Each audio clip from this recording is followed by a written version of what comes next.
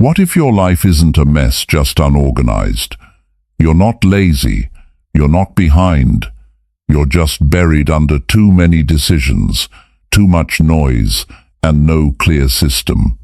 And when your days feel random, it's easy to feel lost, even when you're doing everything you can. This isn't a motivation video, it's a wake-up call. In this video, you'll learn 10 practical principles that can organize your entire life, mentally, emotionally, and physically. No fluff, no unrealistic talk. Just clear steps that actually help you take control, one decision at a time. You'll learn how to stop wasting energy, simplify your daily choices, and create the kind of structure that makes life feel less stressful and more focused. If your life feels out of rhythm right now, watch this till the end. It might just be the reset you've been needing.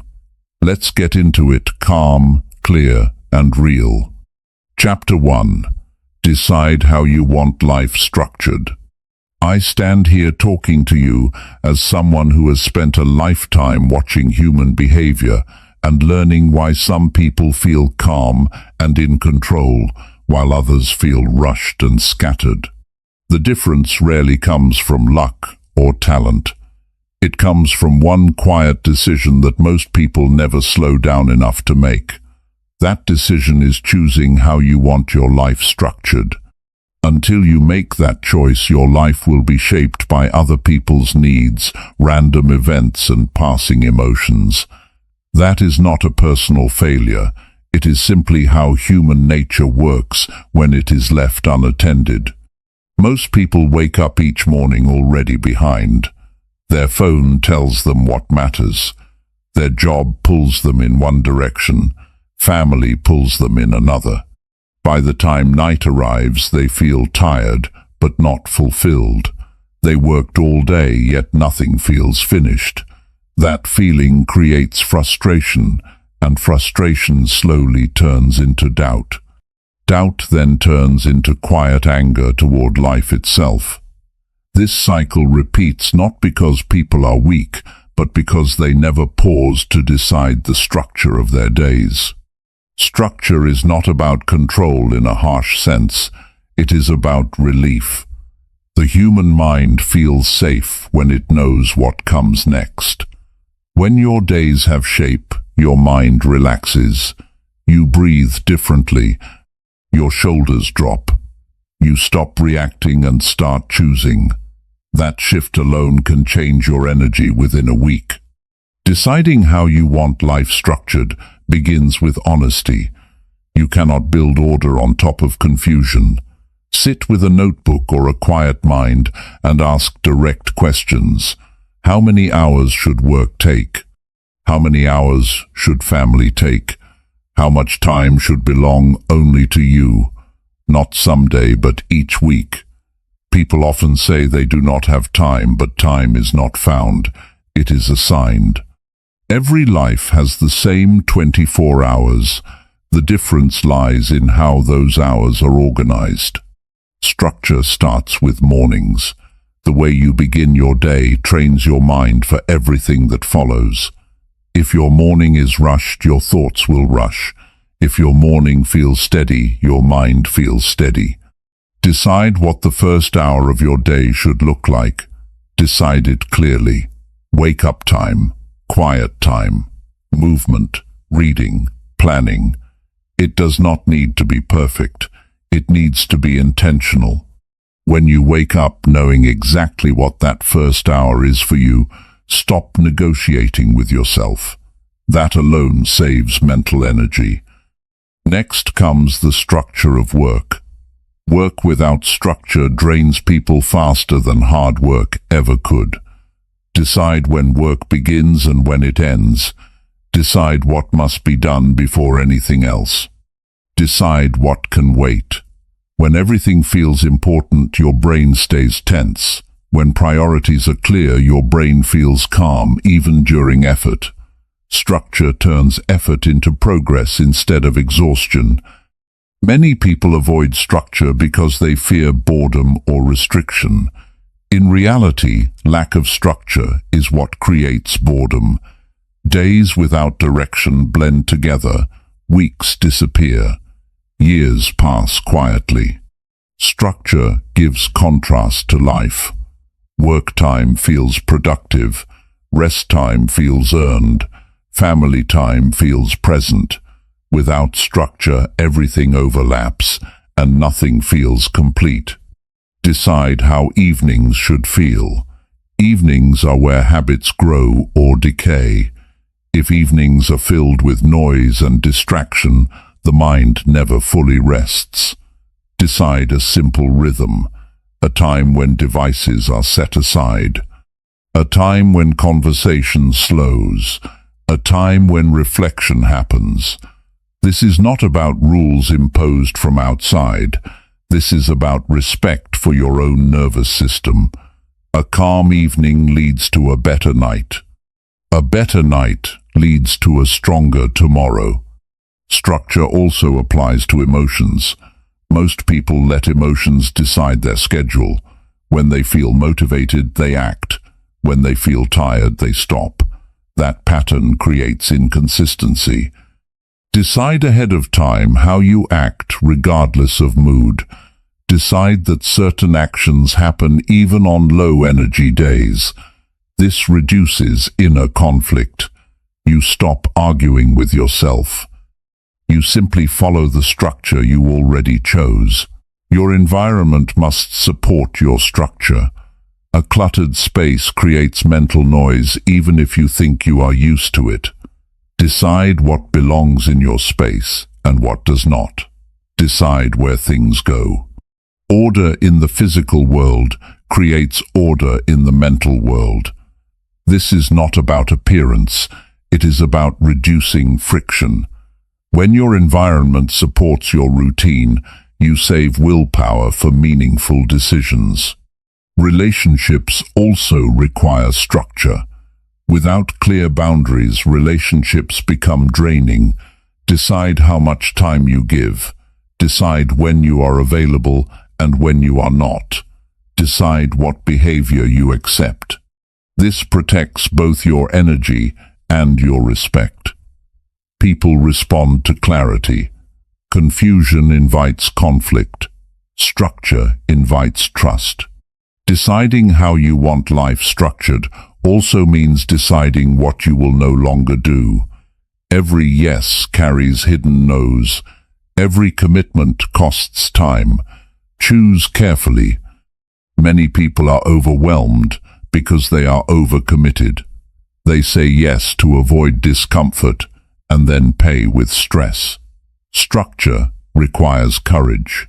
The courage to disappoint others briefly in order to not disappoint yourself daily.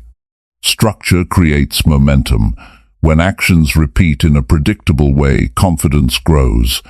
You begin to trust yourself. You say you will do something and then you do it. That builds self-respect. Self-respect changes posture, voice, and presence. People respond differently to someone who lives with quiet order. Life will still bring surprises. Structure does not remove challenges. It prepares you to handle them without losing balance.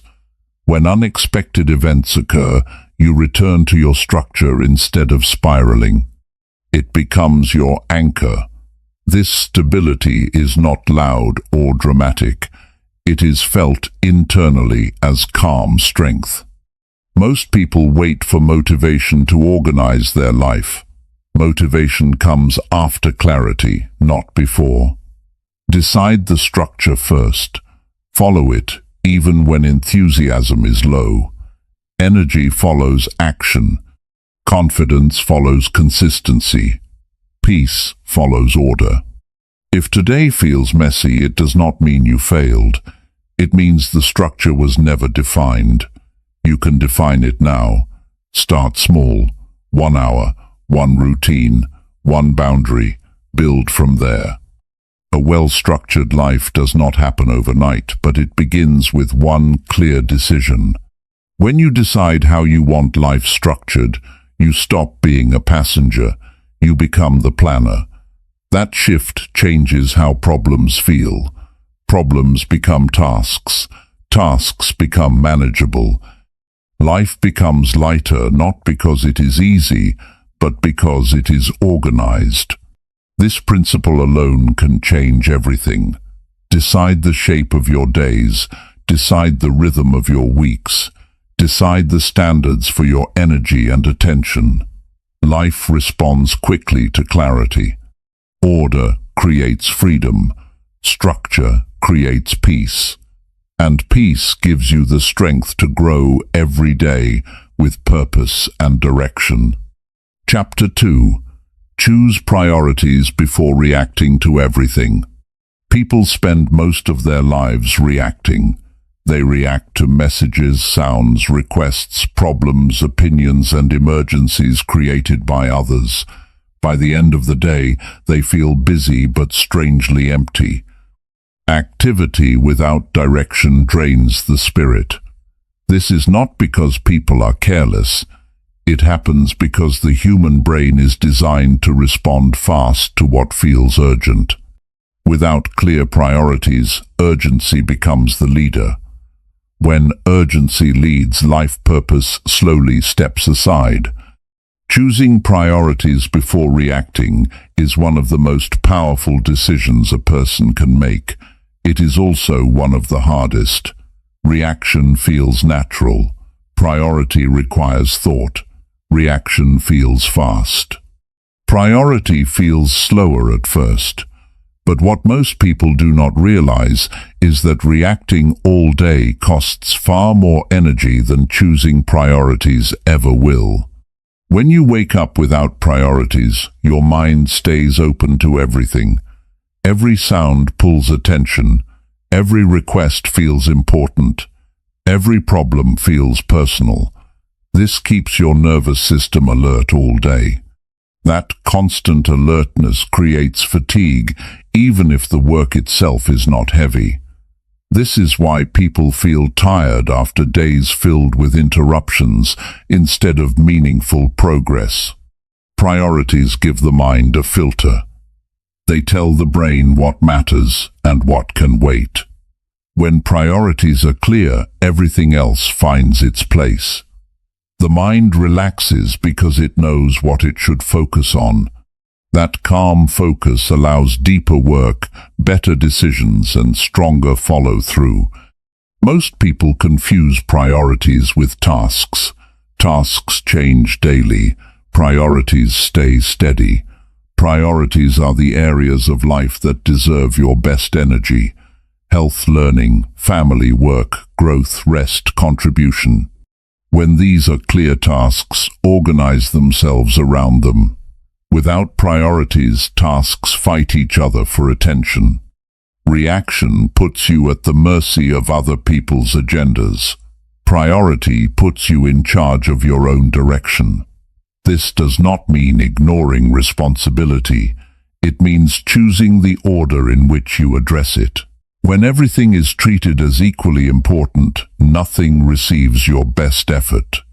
The moment you react without thinking, you hand control to the loudest voice, nearest problem, or strongest emotion. Over time, this trains the brain to stay scattered.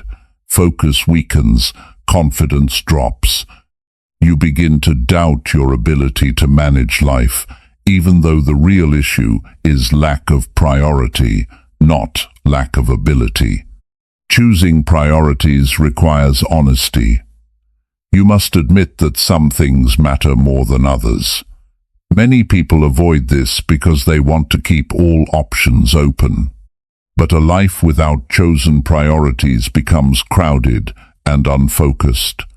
Growth demands selection. You choose what deserves attention and release the rest.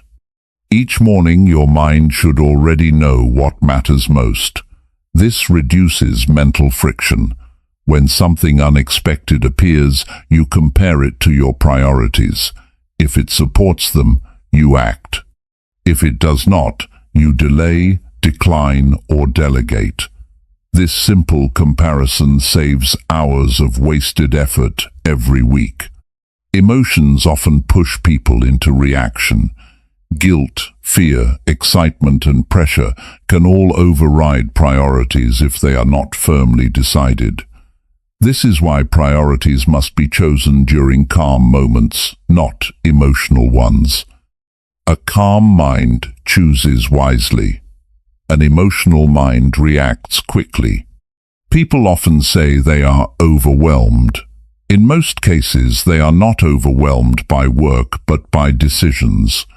Priorities reduce decisions. When priorities are clear, many choices are already made. You stop debating. You stop second-guessing. You act with confidence because your direction is set. Choosing priorities also protects relationships. When you know what matters, you communicate more clearly. Others know when you are available and when you are focused. This reduces misunderstandings. People respect consistency even if they do not always agree with your choices. Without priorities, rest becomes guilt-filled. With priorities, rest becomes purposeful. You know when work time ends and recovery begins. This balance prevents burnout. A rested mind thinks clearly. A clear mind reinforces priorities. This creates a positive cycle. The world rewards people who react quickly. Notifications, headlines, and demands are designed to grab attention.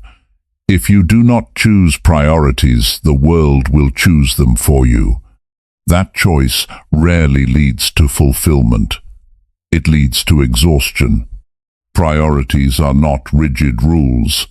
They are guiding principles. They adapt as life changes, but they do not disappear. When circumstances shift, priorities adjust consciously, not automatically. This keeps you grounded during change. Many people fear missing out if they stop reacting. In reality, reacting causes people to miss what truly matters. Time spent reacting is time not invested. Investment builds something over time. Reaction leaves no lasting return. Choosing priorities teaches patience. You learn to pause before responding. That pause gives space for better judgment. Better judgment leads to better outcomes. Over time, others notice your steadiness. They trust your decisions because they see consistency. Life feels lighter when priorities lead. Problems still exist, but they no longer feel overwhelming. You face them one at a time in order of importance. This restores a sense of capability. You begin to feel in control again. At the end of the day, reflection feels different. Instead of asking why you were so busy, you ask whether you honored your priorities. This question brings clarity. Even if the day was imperfect, you know whether it was meaningful. Choosing priorities before reacting is a daily practice. It improves with repetition. At first it feels uncomfortable. Reaction is familiar. Priority is intentional. With time, intentional living becomes natural. Calm replaces chaos. Direction replaces confusion. This principle does not require dramatic change. It requires awareness. Awareness before response. Thought before action. Choice before habit. Each time you pause and check your priorities, you strengthen self-leadership. A well-prioritized life feels steady. You move through the day with purpose instead of urgency. You end the day with energy instead of regret. Growth becomes consistent, not accidental. When priorities lead, your actions align with your values. This alignment creates inner peace. Peace builds confidence. Confidence supports courage. Courage allows you to protect your priorities even when pressure appears. Choose what matters before the noise begins. Decide what deserves your best energy, then allow everything else to fall into place. This is how a scattered life becomes focused. This is how effort becomes progress. This is how you stop reacting and start leading your own life. Chapter 3. Set rules for daily personal decisions. Most people believe freedom comes from having endless choices. In real life, the opposite is true. Too many choices drain the mind. They create hesitation, stress, and mental fatigue. This is why people feel tired before the day even begins. They spend energy deciding instead of living. Setting rules for daily personal decisions is how you protect your energy and regain control. Every day, you make hundreds of small decisions. When to wake up, what to eat, how long to scroll, whether to exercise, whether to speak up or stay quiet. Each decision costs mental energy. By afternoon, the mind becomes weaker.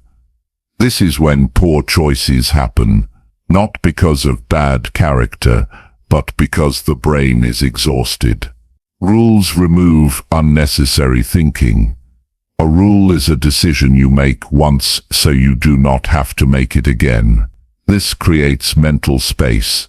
When the mind is free from constant decision-making, it becomes sharper, calmer, and more focused. Successful people do not rely on willpower. They rely on rules. Willpower changes with mood, sleep, and stress. Rules stay steady. A rule says this is how I live, regardless of how I feel today. That stability creates strength over time. Rules are not restrictions imposed by others. They are agreements you make with yourself. They reflect your values. They simplify life. When rules guide your actions daily, chaos loses its grip. Think about how much time is wasted deciding the same things again and again. Should I work out today? Should I read or watch something? Should I stay up late? These questions repeat because no rule exists. Once a rule is set, the question disappears. Rules should be simple and realistic. They are not meant to impress anyone. They are meant to support you on ordinary days.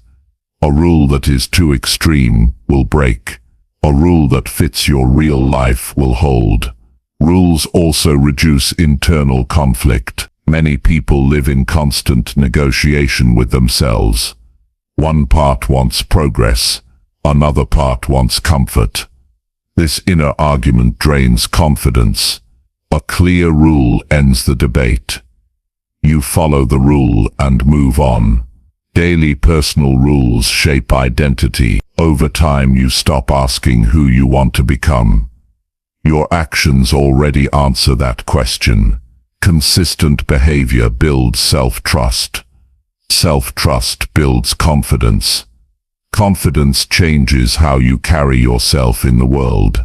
Rules protect you when emotions rise. Anger, fear, excitement, and boredom often lead to decisions you later regret. A rule stands between emotion and action. It gives you a pause.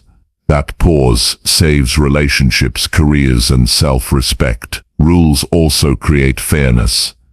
You treat yourself consistently. You stop giving yourself excuses on hard days and punishing yourself on good days. Consistency builds discipline without harshness. Many people think rules remove flexibility.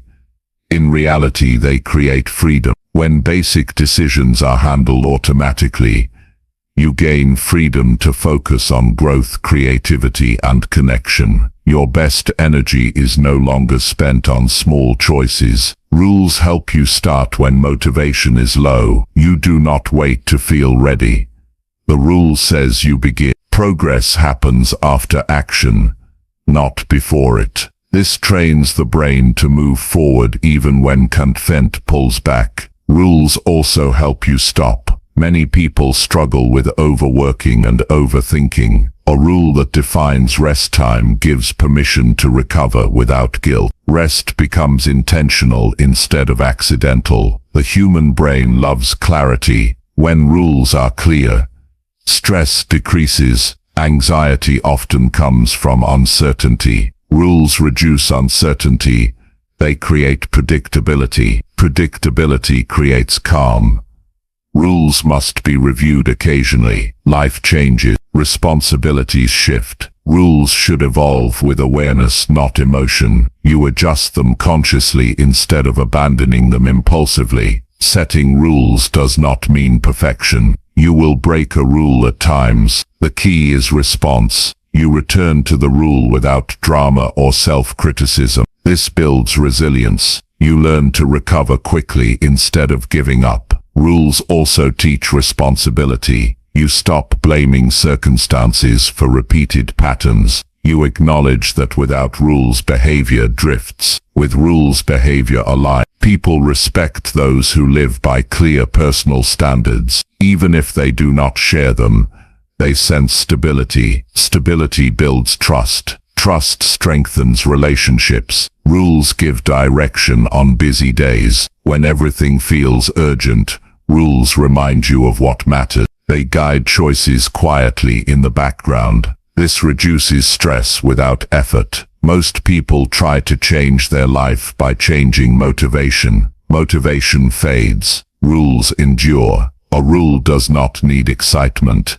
It only needs commitment. When rules guide your days, progress becomes steady. You stop relying on bursts of effort, followed by long pauses. Small, consistent actions replace dramatic swings. Growth becomes predictable. Rules simplify identity. You know who you are because you know how you act. This clarity reduces doubt. Doubt drains energy. Clarity restores it. Life becomes easier not because it is simpler, but because decisions are lighter. You move through the day with less resistance. You feel less pulled in different directions. Rules also protect long-term goals. Short-term desires often compete with future plans. Rules gives priority to what matters most. This builds pride. You begin to respect yourself more. Setting rules for daily personal decisions is not about control. It is about care. You care enough about your future to remove obstacles from your present. You design your days instead of leaving them to chance. When rules guide behavior, days feel organized. Weeks feel productive.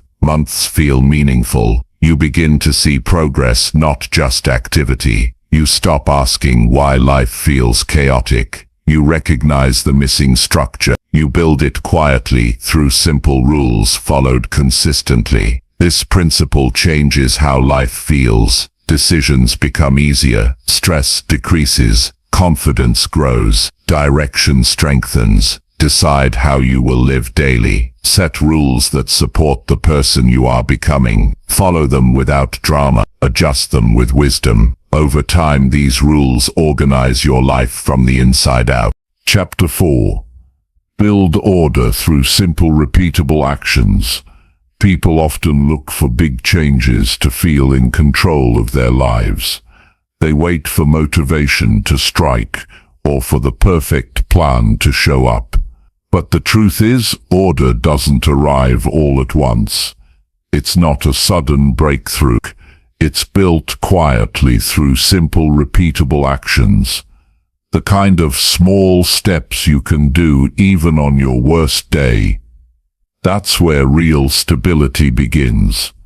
Not in loud moments, but in daily rhythms that make life feel grounded. When your life feels disorganized, the first instinct is to try harder, work longer hours, multitask more, add things to your to-do list. But without structure, all that effort just leads to exhaustion. You don't need more pressure, you need more rhythm, the kind that doesn't rely on willpower or mood. the kind that repeats itself so often it becomes a part of who you are. Humans are built for repetition. That's how the brain learns and how behavior becomes automatic. But without intention, repetition leads to problems. You keep doing what's familiar, even if it's not helpful. That's why building order means deciding which actions are worth repeating, and then sticking to them with quiet consistency. One of the most common reasons people feel overwhelmed is because their days are filled with random choices. There's no flow, no anchor points. They move from one thing to the next, reacting to whatever shows up. Over time, that lack of structure creates anxiety. You feel behind even when you've been busy all day. Simple actions change that by giving your day a shape, a steady frame that you return to no matter what happens. Start small. That's the key. Don't aim to rebuild your entire life in a week. Choose one part of your day. Just one. Maybe it's the way you start your morning. Maybe it's how you close your workday. Pick a piece of time that feels chaotic and decide on a small action you can do in that space every day. Not just when you feel inspired, but when you feel tired, bored, or stressed. That's when it matters most. For example, if you feel rushed every morning, create a 5-minute routine. Drink water, sit in silence, write your top priority. That's it. Do it every day. After a while, your mind begins to settle the moment that routine begins. It's not about the size of the action. It's about how often it happens. Repetition is what turns effort into stability. Order comes from knowing what's next. When your day is filled with uncertainty, you carry mental tension. Your mind stays on high alert, scanning for what to do. But when you've practiced the same simple actions again and again, your brain can relax. It already knows the steps. You move through them without overthinking. That frees up your attention for deeper focus and better choices. This applies to every part of life, your health, your work, your relationships. If you want to feel in control of your time, create blocks of repeated action. Respond to messages at the same time each day. Review your goals at the same hour. Set up a system for checking in with people that you do weekly, not randomly. These are not restrictions. They are patterns that keep your energy from scattering. A lot of people wait until they feel ready to begin, but readiness is built by showing up. The act of repeating something daily creates emotional readiness. The more often you do it, the less resistance you feel. You stop having long debates in your head. You just begin. That's how people become consistent. Not by being more disciplined, but by making the action so normal it no longer needs convincing. There's also comfort in knowing you're not starting over every day. When you live without rhythm, every morning feels like a reset. You have to rebuild momentum. That's exhausting. But with repeatable actions in place, you carry momentum forward. Even if the day goes sideways, there's a base to return to. That gives you a sense of control even in chaos. Sometimes people think routines are boring. That structure kills creativity.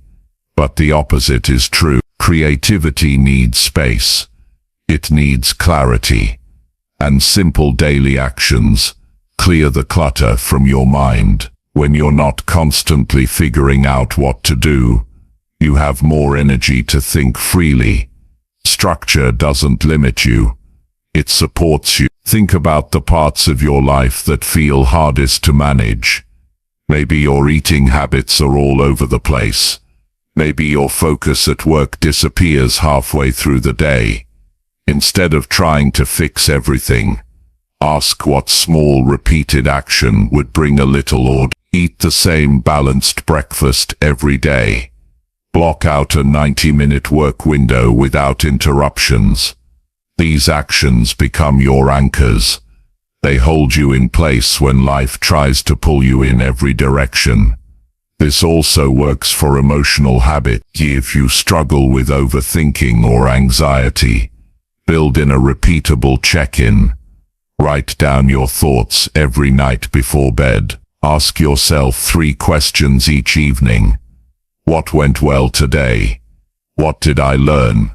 What will I improve tomorrow? Doing this repeatedly trains your mind to process instead of spiral. The goal is not to live like a machine.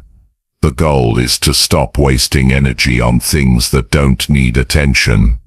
Repeating small actions frees up your mind for what actually matters. It allows you to be present with people, focused in your work, and calm when problems show up.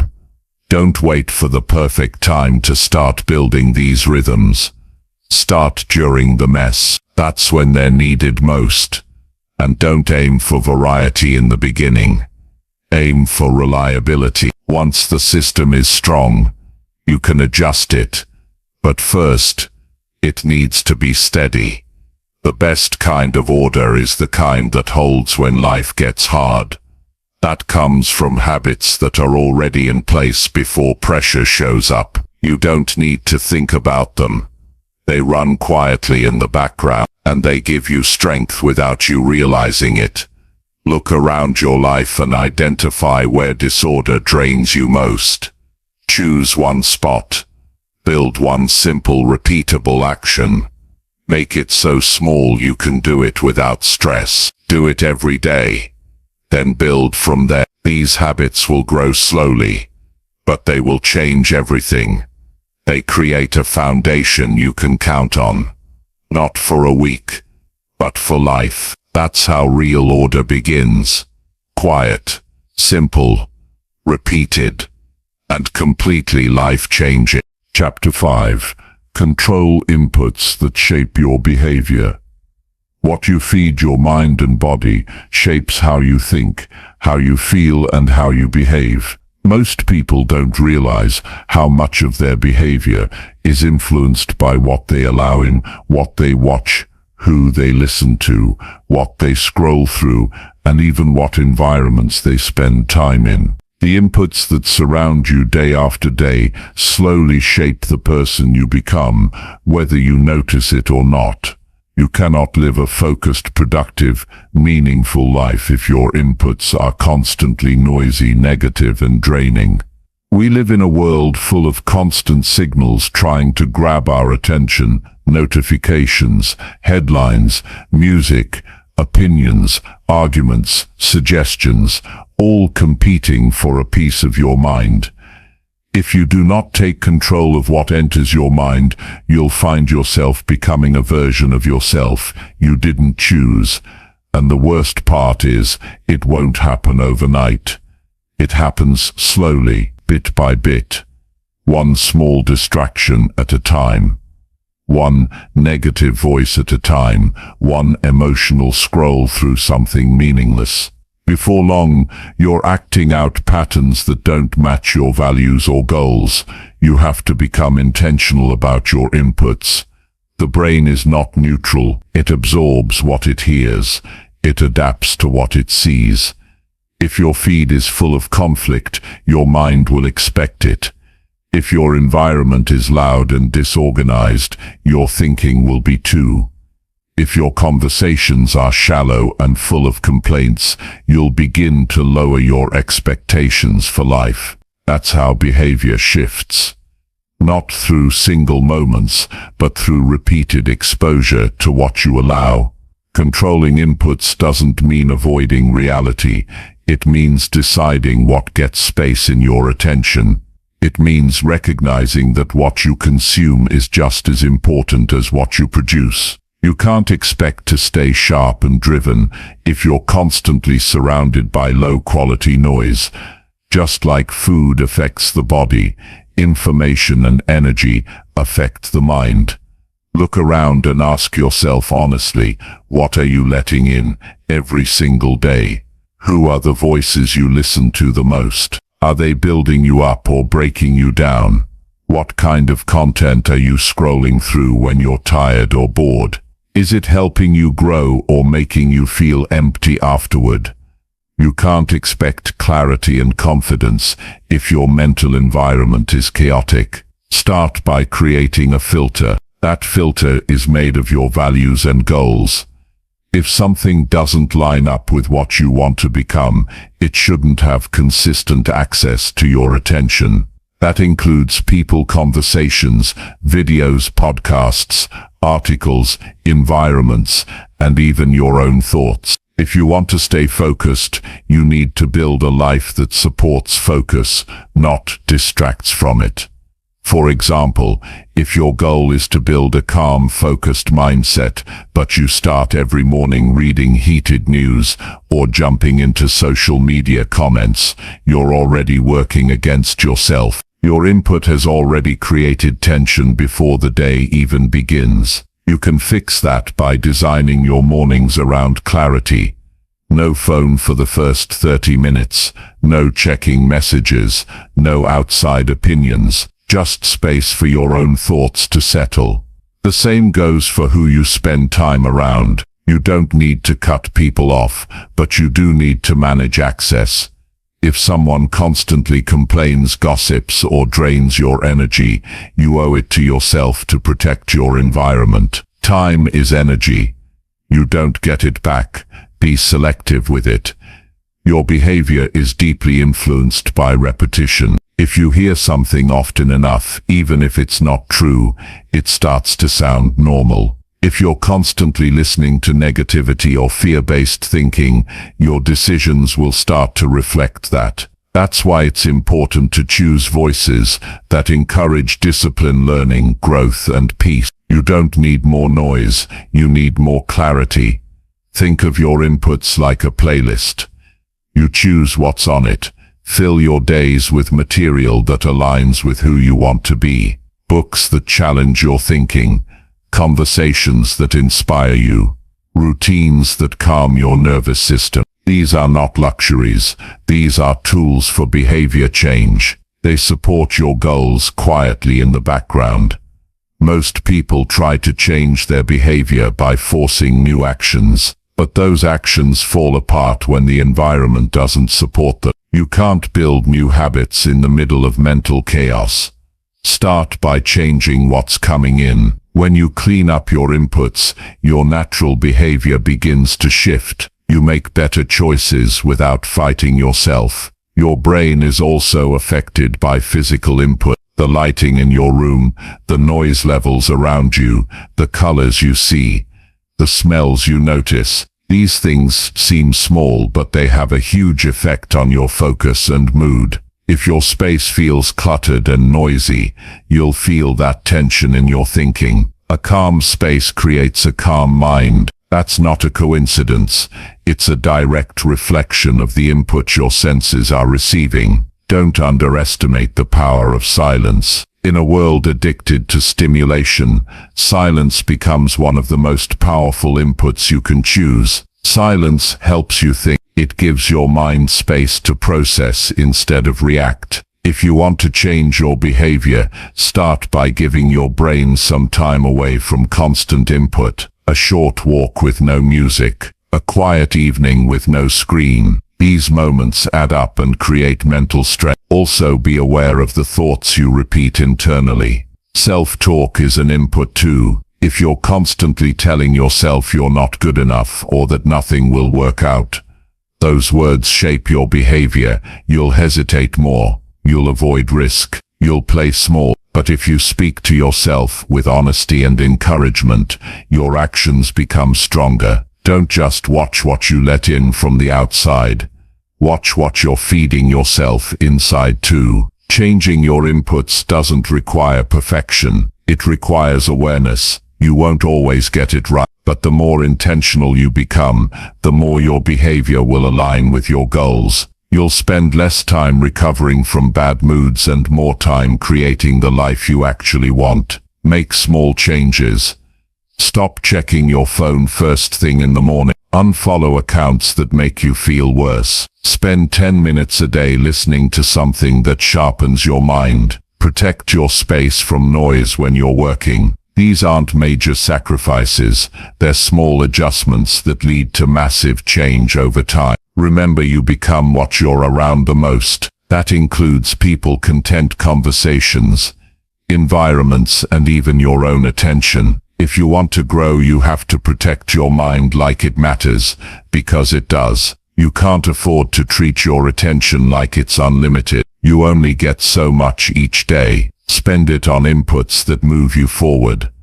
The world won't stop trying to influence you, but you have the power to decide what you allow in. That choice becomes your direction. That direction becomes your behavior, and your behavior is what shapes your life. Protect your inputs and you protect your future. It's not always easy, but it's always worth it.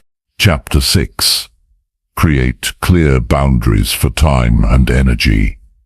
Every person has a limited amount of time and energy each day.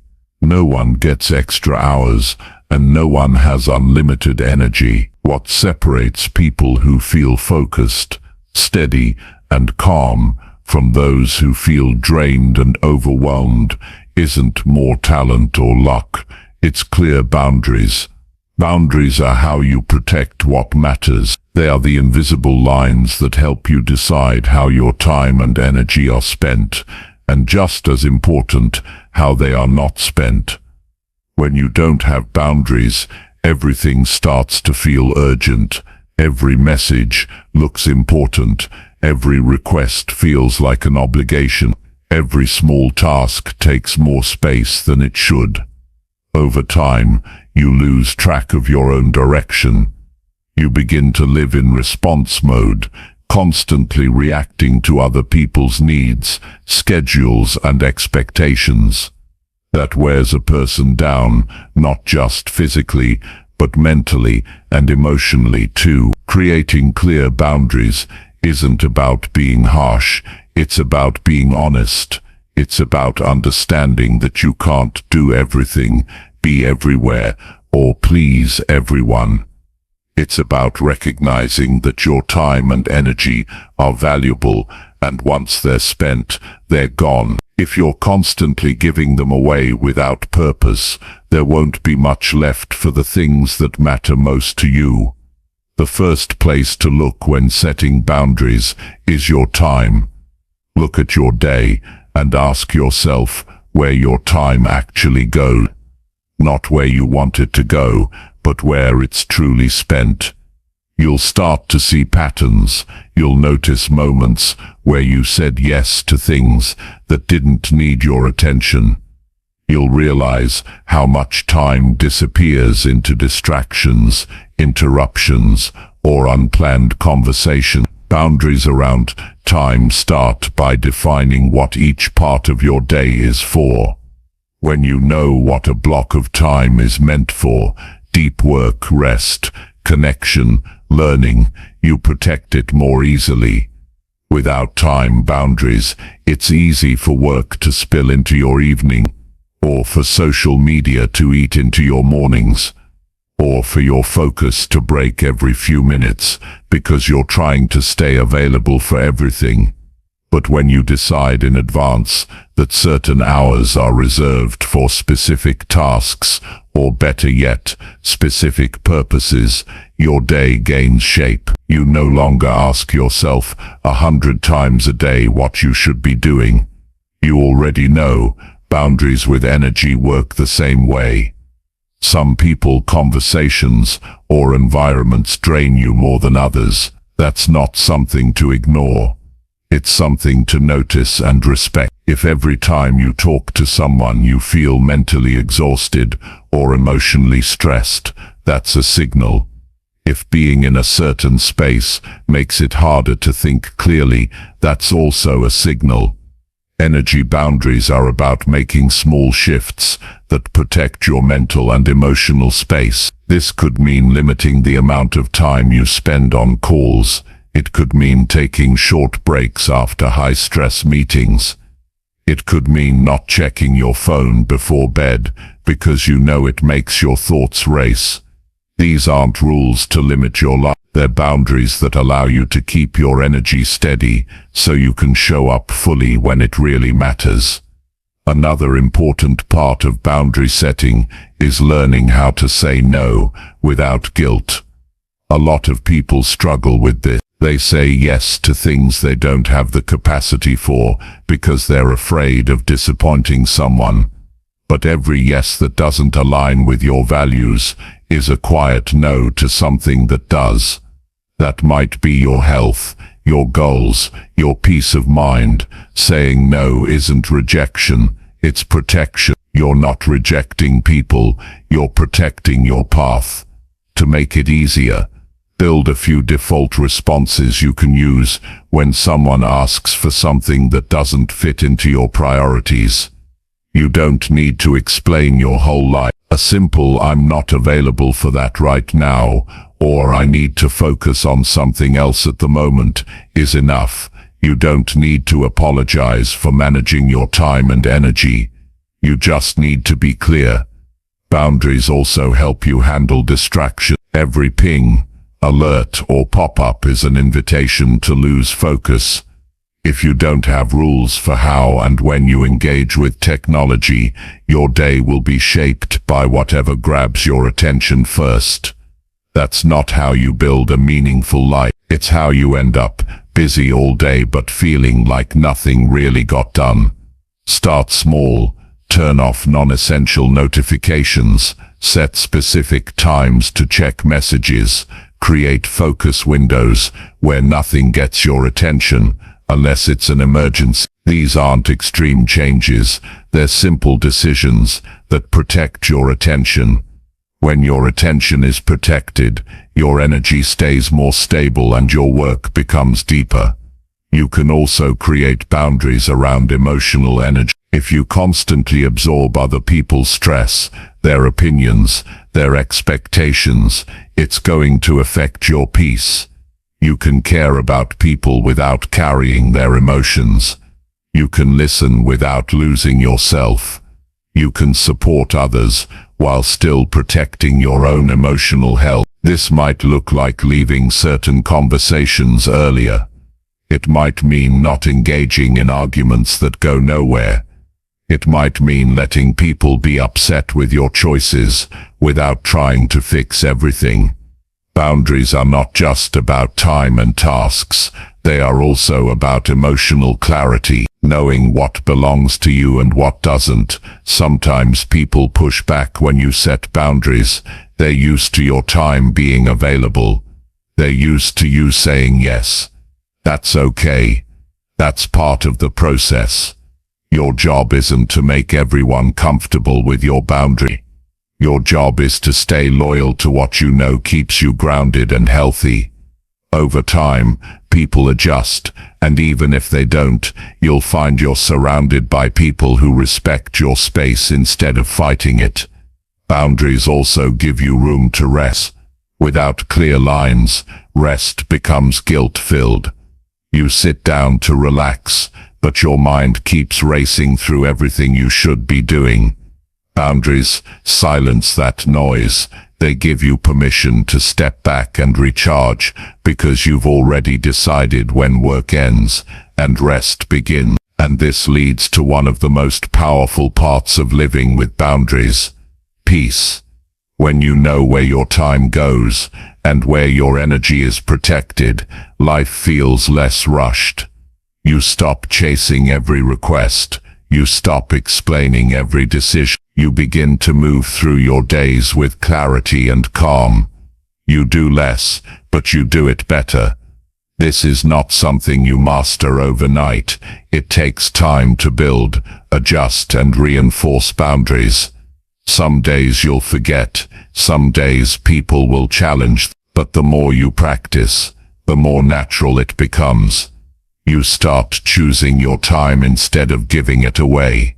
You start valuing your energy instead of stretching it thin.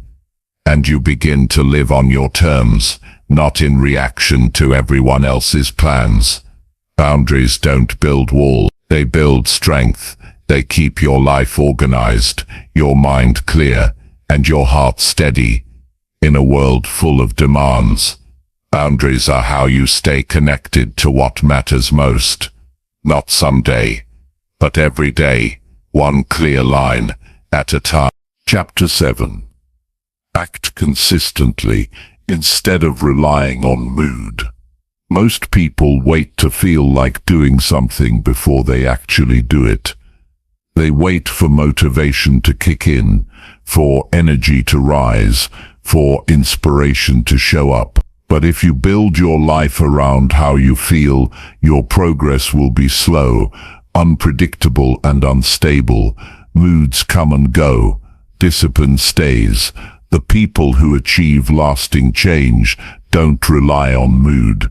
They rely on consistency. And they do what needs to be done, whether they feel like it or not. There are days when motivation feels high, when everything feels clear, when doing the work feels easy.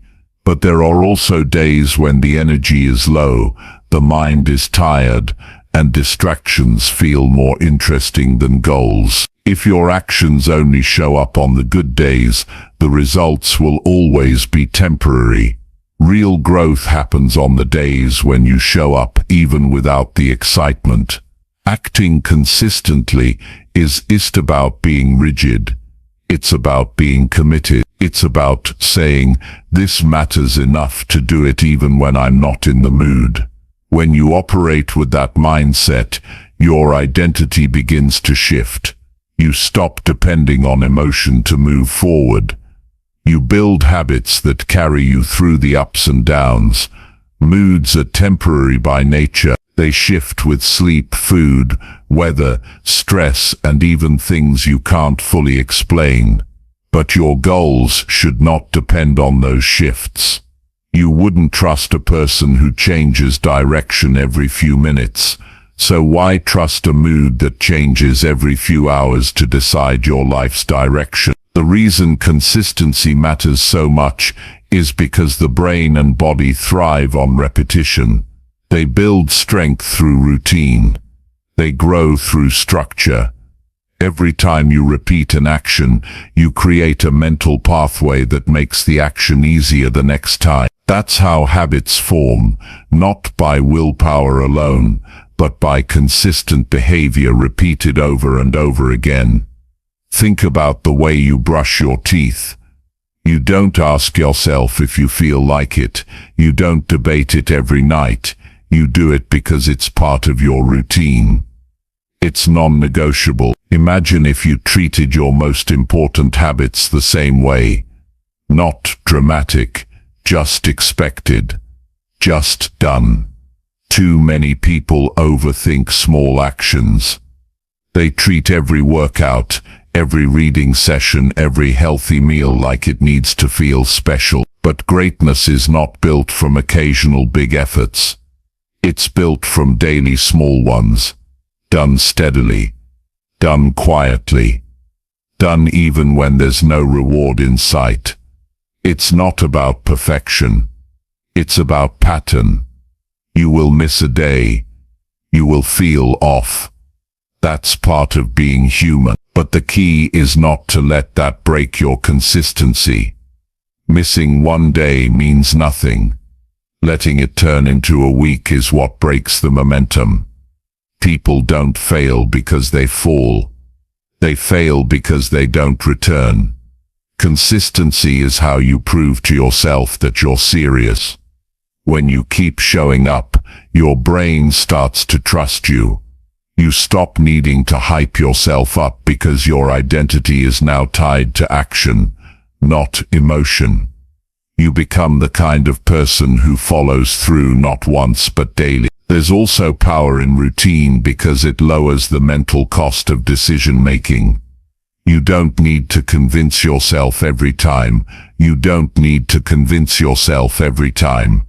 You don't need to bargain with your mind. The more decisions you automate through consistent action, the more energy you save for the things that really require thought. You also become more resilient. Life will interrupt your plans. Emergencies will happen. Disappointments will show up. But if you're used to acting regardless of mood, you'll be better equipped to stay grounded. You won't unravel when things feel hard. You'll adjust. You'll continue. You'll stay on course. Consistency isn't always visible to others. Most people only see results, but results come long after the work begins. The early days of consistency feel slow, boring even. You might not see much change, but that doesn't mean it's not working. Just like water doesn't boil until it reaches a certain temperature, your results won't show until consistency builds up enough momentum to break through. And that's why trusting the process matters. You have to trust that showing up daily, even when it feels like nothing is happening, is what creates something worth having. Everyone wants progress. Few want the patience to repeat the same action long enough to get it. To act consistently, you need systems, not inspiration. Systems are small setups that make action automatic. A place for your workout clothes. A set time for writing. A reminder that tells you when to unplug. Systems reduce friction. They help you do the work even when you're tired. Even when life feels heavy. You also need to remove the drama from your routines. Stop waiting for the perfect moment. Stop checking if you're in the mood. Set the action and do it. If it takes 10 minutes, great. If it's not your best effort, still good. The point is that you did it. That action done again and again is what changes how you see yourself. Over time, you'll begin to notice something powerful. You'll feel stronger not because life got easier, but because you stopped waiting to feel ready. You'll trust yourself more because you've seen what happens when you act without needing permission from your emotions. You'll start making decisions based on principles, not moods. And that's when life really starts to shift. Because when you're no longer led by how you feel, you become stable. You stop chasing motivation and start building discipline. You stop second-guessing and start moving forward. You stop explaining why you didn't and start becoming the person who always does. There's nothing flashy about consistency. It's not exciting. It doesn't always look impressive, but it is powerful. It's what builds character. It's what creates peace of mind. It's what moves you forward on the days when nothing else seems to work. So, if you're tired of feeling stuck, stop waiting to feel ready. Decide who you want to be. Then act like that person today, and tomorrow, and again the day after. Don't do it for applause. Don't do it for results. Do it because that's who you are becoming. And let that truth carry you consistently, confidently and quietly, toward the life you want to build. Chapter 8. Review patterns that quietly run your life. You live most of your life on patterns you don't even notice. The way you start your morning, the way you respond to stress, the way you think about challenges, the way you speak to yourself when no one's around. These patterns are quiet. They run in the background, and if you never stop to look at them, they will keep guiding your actions without your permission. That's why growth begins with awareness. You cannot change what you refuse to notice. Most people want different results in life, but they never pause to ask where their current results come from. They try new strategies, read new books, or start new habits, but all while running on the same internal loops. If you've been stuck in the same situations, having the same problems, reacting the same way, there's a high chance a quiet pattern is driving it. Your patterns are built from repetition, experiences, beliefs you picked up as a child, words you heard in school, situations you lived through. Eventually they form routines in how you behave, speak, avoid, and think. And because they feel familiar, you don't question them. That's the danger.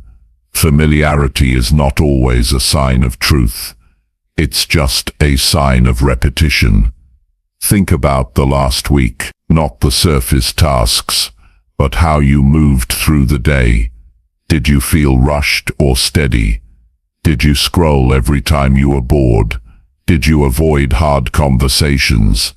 Did you delay starting things that matter? These are not random behaviors. These are habits built from patterns, and unless you review them with honesty, they'll keep repeating in loops, quietly shaping your life behind the scenes. Some patterns are obvious, but most are subtle. The way you yuck to yourself when you make a mistake, the way you automatically say yes to things you don't want to do, the way you distract yourself every time you feel emotional discomfort.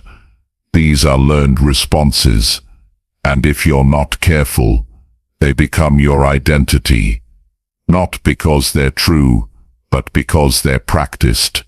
You have to slow down long enough to study yourself, not judge yourself. Study yourself. Ask questions. What triggers certain behaviors in you? When do you tend to give up? When do you feel the most clear, the most anxious, the most confident? You'll start to see themes. Those themes tell the truth about what you've been practicing without knowing it. You don't need to fix everything at once. You need to become aware. Awareness gives you choices. Without it, you react. With it, you respond. That one shift changes how you approach everything. Once you see a pattern, you can interrupt it. You can ask, is this how I want to keep living? Not out of shame, but out of clarity. Some patterns were useful at one point. Maybe you learned to keep quiet to stay safe, or you stayed busy to avoid pain, or you became overly independent because no one showed up when you needed help. But just because something helped you survive in the past doesn't mean it should lead your life today. Growth means recognizing when a pattern has expired. And here's something important. Patterns don't disappear just because you want them to. They lose power when you stop feeding them. That's why awareness alone isn't enough. You need to pair awareness with new action. If you always avoid difficult work by checking your phone, notice that, and then stay with the discomfort next time. Sit with it. Let it pass. Each time you do that, you're rewiring the loop. Reviewing your patterns isn't just about what you do, it's also about what you believe. Many people carry silent beliefs that guide every choice they make. Things like, I'm not good enough. Nothing ever works out.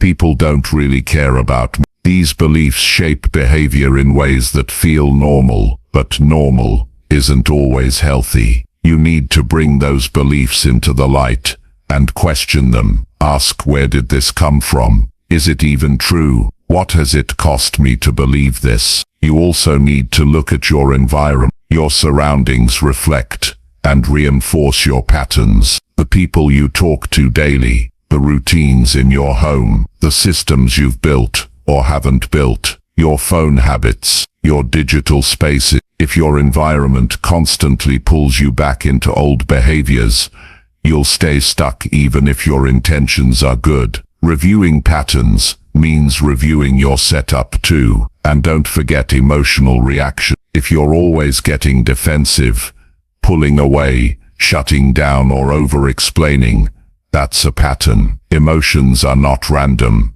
They are messengers. Instead of blaming yourself for emotional reactions, get curious about them. Ask what they're protecting, what fear or memory they're built on. That kind of curiosity breaks the loop. It helps you meet your patterns with compassion, not resistance. You can't organize your life without organizing your inner world. The outside reflects the inside. If things always feel chaotic, it's not just a scheduling issue, it's a pattern issue. Maybe it's the habit of overcommitting, or people-pleasing, or perfectionism, or not following through. These are not personality traits. They are repeated responses that can be restructured through awareness and choice. One of the most powerful practices you can adopt is weekly reflection. Take time each week to ask, what repeated behaviors helped me this week? What slowed me down? What do I keep doing that doesn't serve me anymore? This is how you start moving forward without carrying the weight of unconscious behavior. Some people resist this kind of self-review because they're afraid of what they'll find. But the truth is, you're already living out your patterns. Looking at them doesn't create them. It just gives you the power to change them. Ignoring them only keeps you stuck. Every new chapter of your life will ask you to release an old pattern. You cannot carry yesterday's habits into tomorrow's goals. The life you want is not built in one day. It's built in small choices, repeated daily. And if you don't stop to review what you're repeating, you'll keep building in circles instead of moving forward. This work is not flashy. It's not always comfortable, but it's the most direct way to free yourself from the loops that keep your life smaller than it needs to. You don't need to become someone else. You need to return to who you were before the patterns got in the way, and that begins with paying attention. So take the time to pause, not to fix everything, but to observe. Notice what you do on autopilot. Notice what you reach for when you're stressed. Notice what thoughts play on repeat. Notice who you become when no one's watching. That's where real change begins, not with force, but with clarity, quiet clarity. That tells you exactly what needs to stop, what needs to stay, and what needs to start, if you're ready to live with intention instead of unconscious repetition. Chapter 9. Remove habits that create mental chaos. There are certain habits that seem small on the surface, but carry a heavy cost, not in money or time, but in mental clarity. These habits are often overlooked because they're common. Everyone's doing them, so they must be fine, right?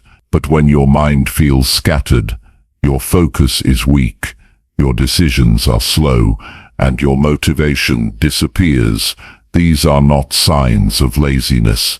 They are signs of mental chaos, and the cause is often hidden in the small actions you repeat every day without even thinking about them. Mental chaos doesn't show up all at once. It builds slowly.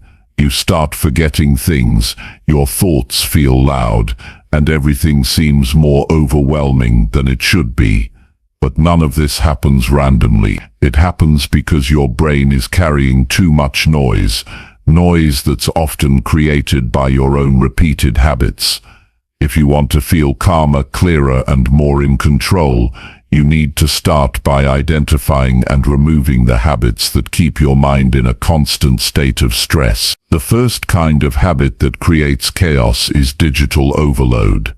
Constant checking, endless scrolling, and jumping between apps every few minutes trains your brain to never fully settle. You open your phone to check one thing, then suddenly you're 15 minutes into content that didn't serve you, didn't teach you, and didn't bring you peace.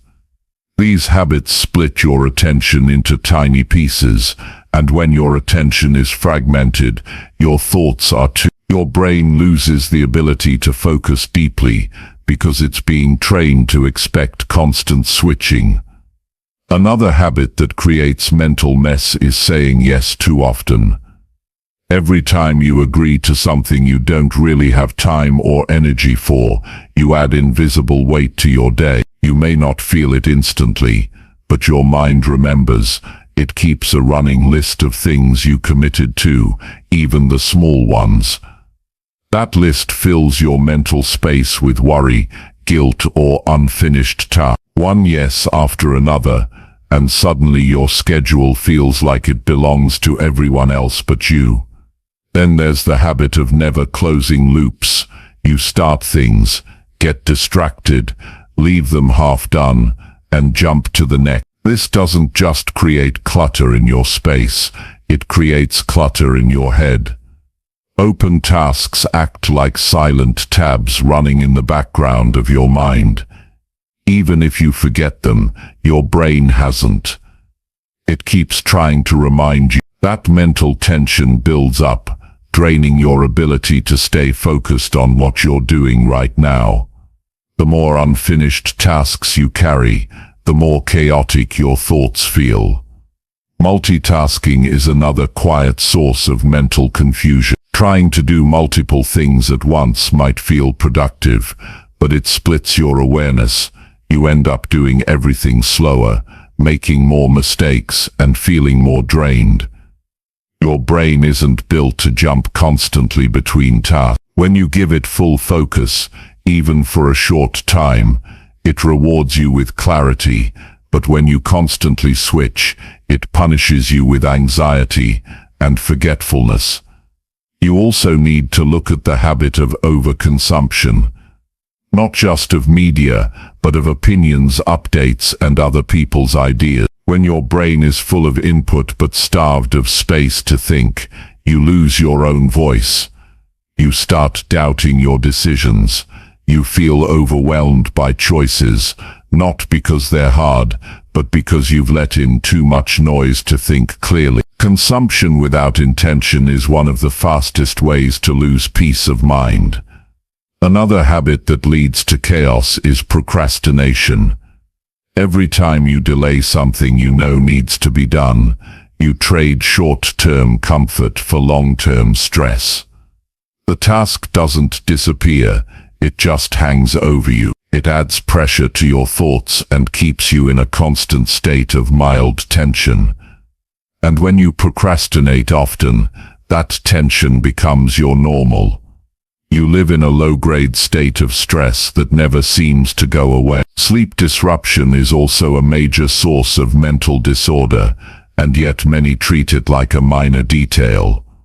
Scrolling in bed, staying up late for no clear reason, or starting the day without enough rest turns the brain into a fog machine. You can't think clearly when you're always tired. You're more reactive, more emotional, and less in control. Fixing your sleep is one of the simplest ways to gain back mental order, but it requires breaking the habits that steal your rest in the first place. And then there's the inner talk, the habit of harsh self-criticism, doubt, or constant negative predictions. This type of thinking doesn't come from nowhere, it's repeated. You've practiced it, and the more you practice it, the more real it feels.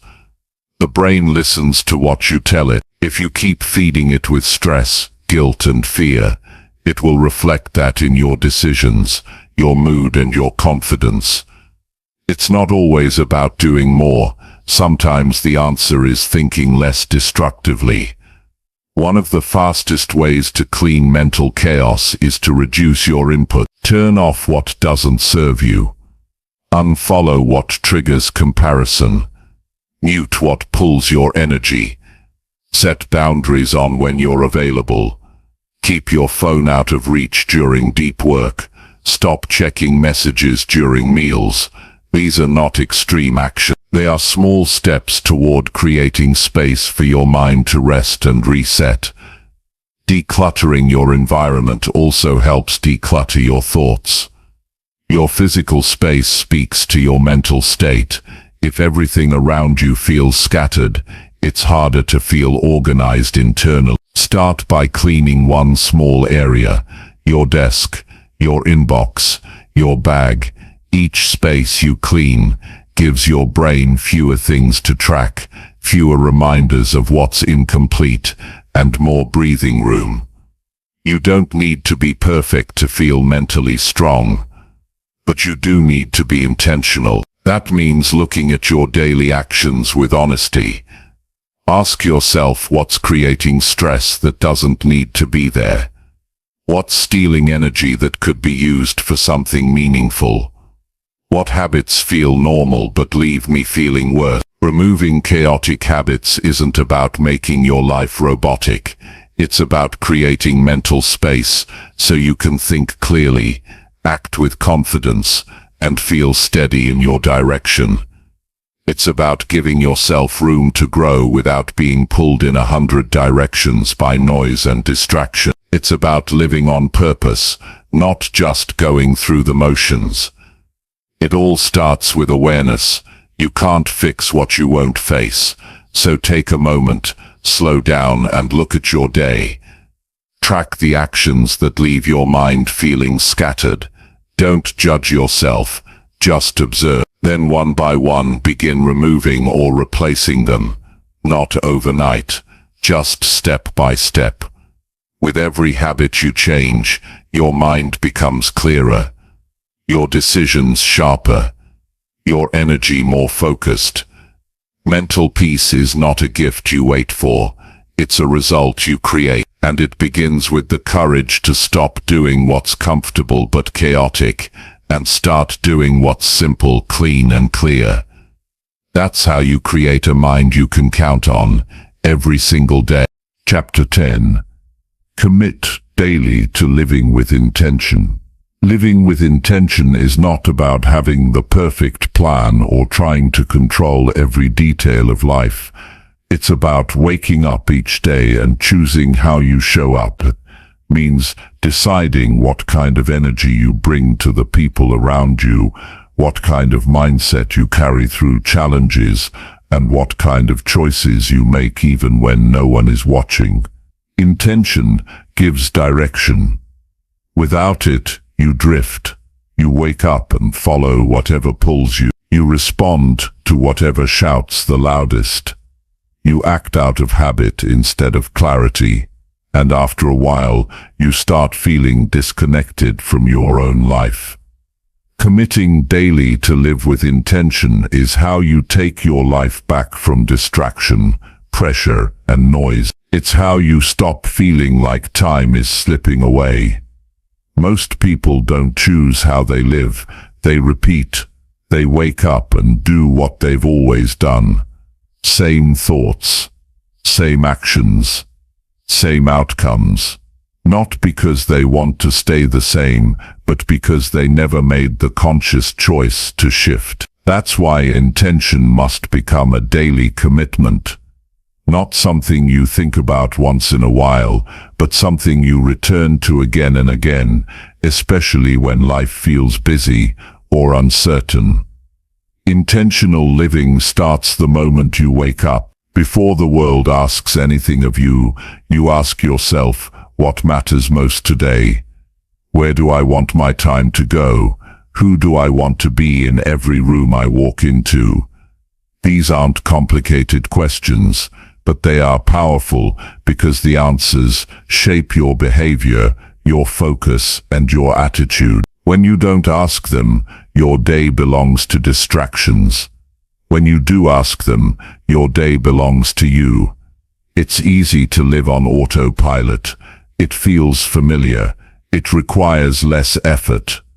But familiarity is not the same as alignment. Just because something feels comfortable doesn't mean it's helping you grow.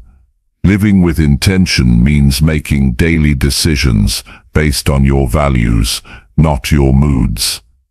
It means saying no to shortcuts and yes to long-term thinking. It means doing what's right for your future self, even when your present self wants comfort. One of the most important parts of living with intention is protecting your time. Time is the container that holds your choices. If you give your time to things that don't matter, you're not just losing minutes, you're losing direction. Every hour you spend should point towards something that matters to you, even in small ways. That doesn't mean you need to be productive every moment. Resting with intention is just as important as working with intention. The difference is that you choose it. You don't escape into it, you decide, not drift. Energy matters too. You can have all the time in the world. But if you don't manage your energy, your time won't matter. Living with intention means noticing what fuels you and what drains you. It means adjusting your routines so you're not constantly recovering from burnout. It means paying attention to the people and tasks that take more than they give, and being honest about what needs to change. Protecting your energy is not selfish, it's necessary. You cannot serve your goals, your relationships, or your growth from a place of exhaustion. Your environment plays a role in intention. You can't expect to feel focused if your space is filled with distraction. You can't expect to think clearly if your phone is always within reach, and every moment of stillness is filled with noise. Living intentionally means designing your environment to support your goals, not fight them. Put the book where you can see it. Set up your space so that it invites focus, not avoidance. Make the default choice, the one that supports who you want to be. Another piece of intentional living is how you speak to yourself. Your internal dialogue shapes your action. If you constantly criticize, doubt, or compare, you'll start making choices that reflect those beliefs. But when your self-talk is grounded in honesty, compassion, and clarity, you build a stronger foundation for every action. Living with intention means being mindful of what you allow yourself to repeat in your mind. Because repeated thoughts become beliefs, and beliefs become patterns. You don't need to plan every minute of your day to live intentionally. What matters more is how often you pause. The pause is where awareness lives. Before you start a task, pause and ask, why am I doing this? What's the purpose? What outcome do I want? Before you speak, pause and ask, will these words bring clarity or confusion? Before you commit, pause and ask, does this match my values or just my desire, please others? These small moments of thoughtfulness change everything. It's not about being perfect. It's about being honest. You will have days where you slip into old habits, days when you feel pulled by everything except what you care about. That's part of the process. The goal is not to live every day with perfect control. The goal is to come back, again and again. To return to your values when you've drifted. To choose again after you've reacted. To reset your focus even after a long day of distractions. That's what commitment looks like. Not flawless effort, but consistent return. Living with intention also means deciding in advance what kind of person you want to be, and then acting in alignment with that vision. If you want to be someone who is calm under pressure, you start practicing patience during small moments of stress. If you want to be someone who keeps their word, you follow through on the things you say even when it's inconvenient. If you want to be present with your loved ones, you put the phone down during dinner. These are not big dramatic gestures. They're small choices made on purpose. There's a quiet power in living like this. You feel less scattered. You stop rushing through everything. You become more selective, more aware. You stop chasing everything that looks urgent and start focusing on what's truly important.